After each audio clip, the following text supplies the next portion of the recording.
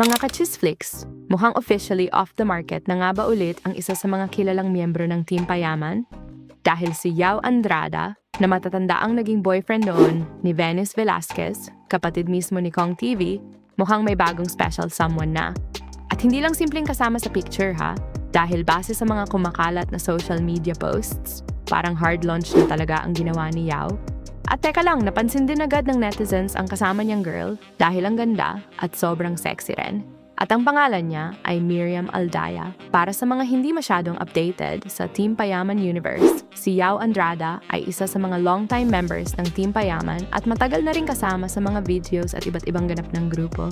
Pero bukod sa pagiging parte ng TP, isa rin sa naging dahilan kung bakit naging interesado sa love life ni Yao, ang fans ay dahil naging girlfriend niya noon si Venus Velasquez. At hindi ordinaryong connection niyon dahil si Venus ay kapatid mismo ni Kong TV.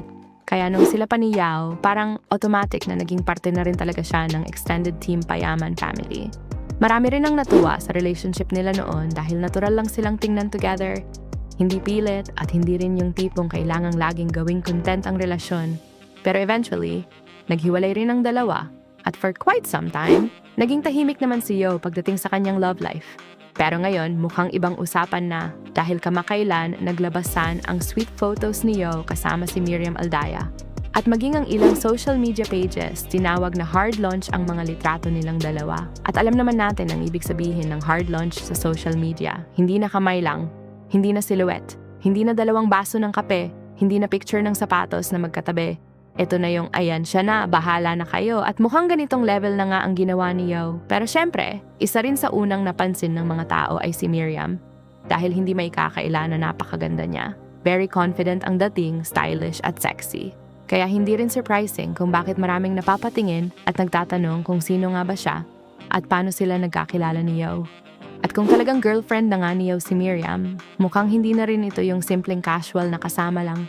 Dahil kapag pinost mo na publicly ang isang tao, lalo na kung alam mong maraming followers ang magre-react, usually ibig sabihin comfortable ka nang makita kayong dalawa together.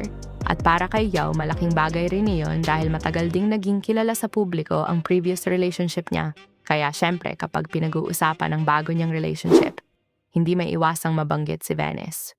Pero importanteng tandaan na matagal nang tapos ang relationship nila at parehong may karapatan naman silang mag-move forward at magkaroon ng kanya-kanyang buhay. So hindi naman ito necessarily isang may pinalit agad na situation. Mukhang bagong chapter na talaga ito para kay Yao. At kung masaya siya ngayon kasama si Miriam, then good for him.